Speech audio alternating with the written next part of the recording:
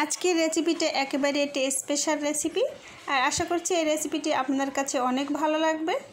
তো বন্ধুরা, আমার রেসিপিটি সম্পূর্ণ দেখার অনুরোধ জানাচ্ছি। আসসালামু আলাইকুম এভরিওয়ান, কেমন আছেন সবাই? আশা করছি সবাই ভালো আছেন। আমিও আলহামদুলিল্লাহ আপনাদের দোয়ায় অনেকটাই ভালো আছি।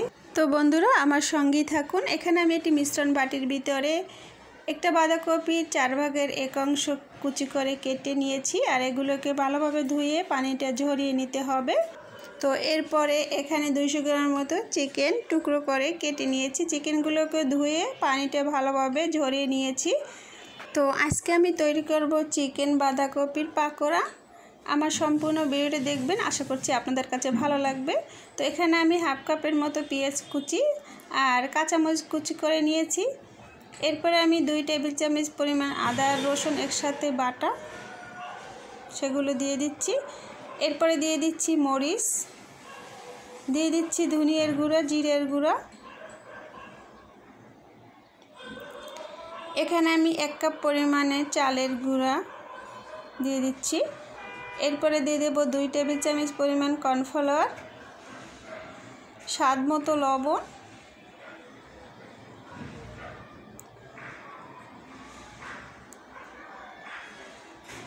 তো এখন আমি একটি ডিম দিয়ে দিচ্ছি।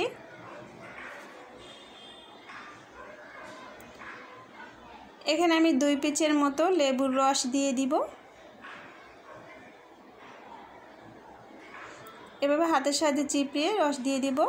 সবশেষে দিয়ে দিচ্ছি সয়া সস। আপনারা সয়া সসের পরিবর্তে এখানে চাইলে টমেটো সসও ইউজ করতে পারেন অথবা দুইটাই ইউজ করতে পারেন। তো আমার বাসায় সয়া সস ছিল তাই আমি সয়া সসটা ব্যবহার করেছি। তো আমি এভাবে ভালোভাবে মেখে নিয়েছি, এভাবে করে মেখে নিতে হবে। তো এখানে কিন্তু আমি কোনো রকমের পানি ইউজ করিনি, যেহেতু আমি এখানে সয়া সস ব্যবহার করেছি সেজন্য আমি কোনো পানি দেওয়া লাগে নাই। পানি দিলে হয়তো পাতলা হয়ে যাবে। এরপরে আমি একটা প্যানের ভিতরে রেগুলার রান্নার সয়াবিন তেল দিয়ে গরম করে নিয়েছিলাম। এখন আমি পাকোড়াগুলোকে দিয়ে ভালোভাবে ভেজে নিব। তো প্রথমে আমি 15 মিনিটের মতো করে এক পাশ ভেজে নিয়েছি। এরপর উল্টিয়ে অপর পাশে আবার 15 মিনিটের মতো করে ভেজে নিতে হবে। এতে করে ভালোভাবে মচমচে হবে পাকোড়াটা।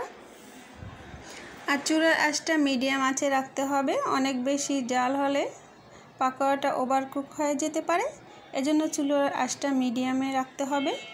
তো আমার পাকোড়া প্রথমে যে পাকোড়া দিয়েছিলাম সেগুলো আমি ভেজে নিয়েছি। এভাবে করে ভেজে নিতে হবে, টেস্টিনের সাহায্যে এভাবে উঠিয়ে নিতে হবে।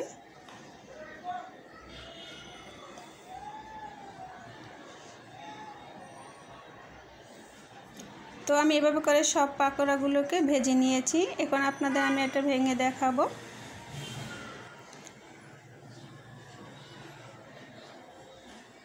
তো দেখতেই পাচ্ছেন ভিতরের দিকটা কত সুন্দর দেখাচ্ছে। এই পাকোড়াটা ছোট বড় সকলের কাছেই আশা করছি অনেক ভালো লাগবে। আপনারা এভাবে বাসায় তৈরি করে একবার হলেও খেয়ে দেখতে পারেন, অনেকটাই টেস্টি। তো বন্ধুরা, আমার ভিডিওটি দেখার পরে আপনাদের কাছে কেমন লাগলো? যদি ভালো লাগে তাহলে অবশ্যই লাইক কমেন্ট এবং বেশি বেশি শেয়ার দিবেন। আর আমার চ্যানেলটা অবশ্যই সাবস্ক্রাইব করে রাখবেন। পাশে থাকা বেল বাটনটি অন করে রাখবেন যাতে করে আমার ভিডিওটি সবার আগে দেখতে পারেন। যারা যারা আমার ভিডিওটি শেষ পর্যন্ত দেখছেন তাদের সকলকে অনেক অনেক ধন্যবাদ। তো আমার ভিডিওটি এই পর্যন্তই। সবাই ভালো থাকবেন, সুস্থ থাকবেন। আল্লাহ হাফেজ।